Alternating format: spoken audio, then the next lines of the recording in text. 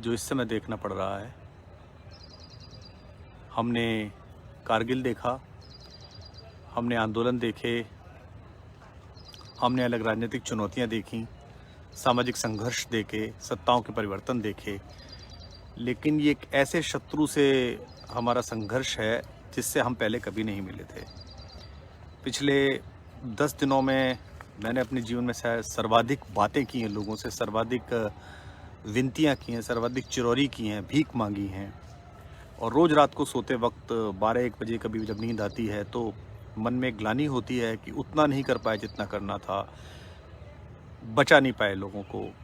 लोगों के परिजनों का रोना कान में गूंजता है, बच्चों का रोना, पत्नियों का रोना, माँओं का रोना। लेकिन फिर भी जुटे हैं सब लोग, जितने भी साथी हैं, जितने भी मेरे दोस्त हैं, वो सब लोग जुटे हैं और हम लोग कोशिश कर रहे हैं, आप लोग भी कोशिश कर रहे हैं। मुझे एक छोटी सी बात आपसे कहनी है। सिस्टम, सरकार, उसने क्या किया, क्या नहीं किया, इस पे चर्चा कर लेंगे, बाद में कर लेंगे। और मैं बाद में इस वीडियो के बाद में अपने पॉलिटिकल दोस्तों से भी कुछ निवेदन करूंगा जो सब पार्टियों में हैं। फ़िलहाल मैं आपसे निवेदन कर रहा हूं। पिछले 10 दिनों के शुरुआती पहले 6 दिनों में मैंने अपने जितने भी संबंध आज तक कमाए थे, जो प्रशंसक मेरे थे परिचित, जो ब्यूरोक्रेट्स अफसरशाही में थे, जो राजनेता मेरे परिचित थे, जो डॉक्टर्स मेरा सम्मान करते थे, सबको मैंने फ़ोन किया और मैंने उन लोगों के लिए बात की। मेरी टीम ने, जो लगभग 40 लोग हम लोग साथ काम कर रहे हैं, अलग अलग लोकेशन पर बैठकर अपने अपने लैपटॉप पर दिन रात लगे पड़े हैं, जिनमें लगभग 10-12 लोगों की टीम रात को भी जागती है, जो रात की कॉल्स उठाती है। और उनसे निवेदन किया, विनय किया। तो कई बार तो लोगों ने प्रशंसक होने के नाते, अरे आप कुमार विश्वास बोल रहे हैं, जी मैं ज़रूर करता हूँ। कुछ लोगों ने शर्म लिहाज में, कुछ पॉलिटिकल लोगों ने शर्म लिहाज में काम कर दिया। फिर धीमे धीमे कई बार ख़राब एक्सपीरियंस भी रहे। एक डॉक्टर ने बहुत अभद्र व्यवहार किया, शायद वो टेंशन में रहे होंगे। उत्तर प्रदेश के एक IAS ने कह दिया कि आप कौन से मंत्री विधायक है जो मैं आपकी बात मानूं। लेकिन उसी शहर के एक दूसरे डॉक्टर ने, जो हॉस्पिटल के ओनर थे, उन्होंने तुरंत बात मानी और कहा कि मेरी माँ अपने अपने राम देखती हैं और मैं आपका बहुत आभारी हूँ कि उन्हें बड़ा अच्छा लगता है, मैं अभी आपकी मदद करता हूँ। जबकि एक अनजान व्यक्ति की मदद थी। कल रात भी एक बिटिया ने अपने पति के साथ आकर रात को 2-2:30 बजे प्लाज्मा दिया है एक हॉस्पिटल में और एक आदमी की जान बची है। फिर अब 4 दिन पहले से मैंने फेसबुक पर आपसे और तमाम लोगों से अनुरोध करना शुरू किया कि आप साथ आइए, और मैंने देखा कि इसके बहुत ज़बरदस्त परिणाम आए। पिछले 2 दिन से तो बहुत मन को सुकून मिल रहा है कि हम अधिकतम सहायता पहुंचा पा रहे हैं, अधिकतम लोगों तक हम पहुंच पा रहे हैं।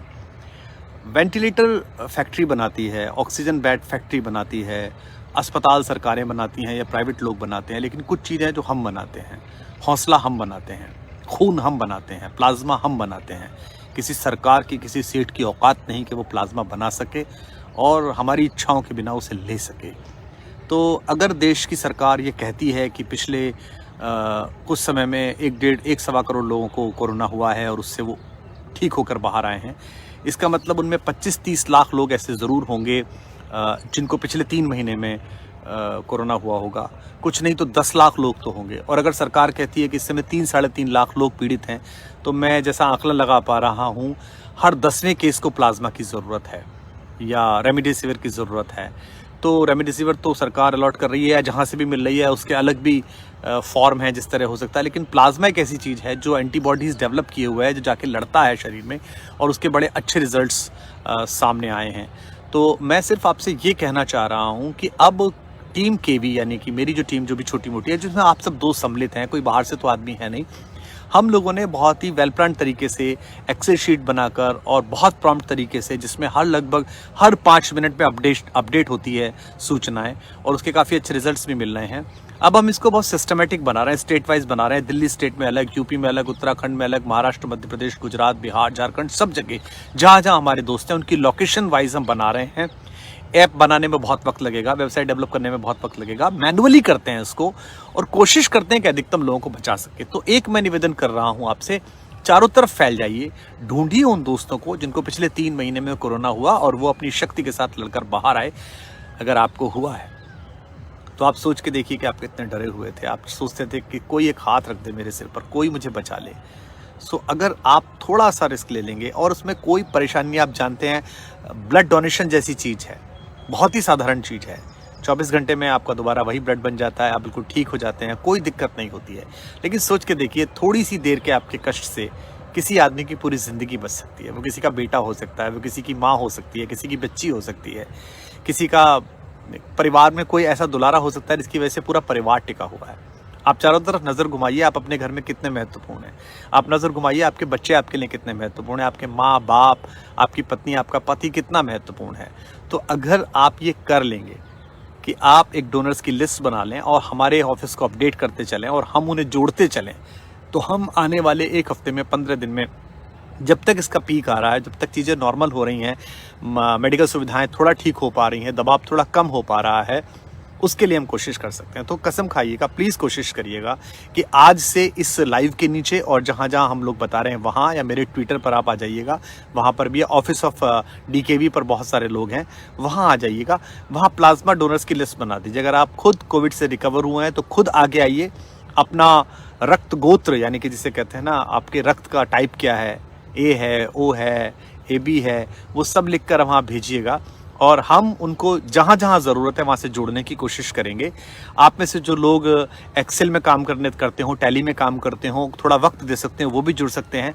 बहुत अच्छा लगा, हमारे साथ कुछ डॉक्टर्स जुड़े हुए हैं। एक बात मैं और बता दूं, जो पिछले 10 दिन में मैंने अनुभव किया है कि जितना भयावह कोरोना होता जा रहा है, उससे डर भी बैठता चला जा रहा है। मैं दिन में लगभग ऐसे 50 केस देख रहा हूँ इन दिनों, जिनको हम लोग कंसोल करते हैं, हमारे डॉक्टर्स बात करते हैं और उसके 3 दिन बाद रिजल्ट मिलता है कि वो घर में अब ठीक है, जबकि वो पहले दिन ये कह रहे होते हैं कि बेड दिला दीजिए, ICU दिला दीजिए, ऑक्सीजन दिला दीजिए। तो मैं मानता हूँ कि इसकी ज़रूरत है और हम कोशिश भी कर रहे हैं, क्योंकि मैं फिर आपसे हाथ जोड़ के कहता हूँ, मैं सत्ता में नहीं हूँ, मेरी कोई पार्टी नहीं है, मैं कोई मंत्री संतरी अफसर नहीं हूँ, मेरे से लोग डरें। एक थोड़ी सी इज्जत है, थोड़ी सी शोहरत है, थोड़ा सा लोग प्यार करते हैं, कुछ लोग श्रद्धा करते हैं और उस शर्म लिहाज में थोड़ा मान लेते हैं। लेकिन वो मेरे साधन अब धीमे धीमे एग्जॉस्ट हो रहे हैं, वो धीमे धीमे थक रहे हैं। मैं बता नहीं सकता, कुछ बहुत अच्छे दोस्त जिनके हॉस्पिटल्स हैं, जिनके अच्छी रिसोर्सेज हैं, अब उन्होंने 10वें दिन फ़ोन उठाना बंद कर दिया या देर से उठाते हैं, फिर कहते हैं कुमार भाई बहुत प्रेशर है। मैं उनकी दिक्कत भी समझता हूँ, उन्होंने जितनी मदद की उसके लिए धन्यवाद, आगे जो मदद करेंगे उसके लिए भी धन्यवाद। तो आप सबसे हाथ जोड़ के अनुरोध है, 3-4 चीज़ों की ज़रूरत है। एक तो ये प्लाज्मा डोनर्स की हम लिस्ट, सबसे पहला काम इस पर हम करते हैं। दूसरा, बहुत सारी इन्फॉर्मेशन घूम रही है जिसमें कुछ ठीक नहीं है, कुछ ठीक है। 90% जो है वो एग्जॉस्टेड इन्फॉर्मेशन है, जो खत्म हो चुकी है। तो आप फर्स्ट हैंड इन्फॉर्मेशन अपने पास के हॉस्पिटल में रखिएगा। देखिए, अगर 5 किलोमीटर के एरिया में हम मदद कर पाएंगे ना, तो बहुत अच्छा काम होगा।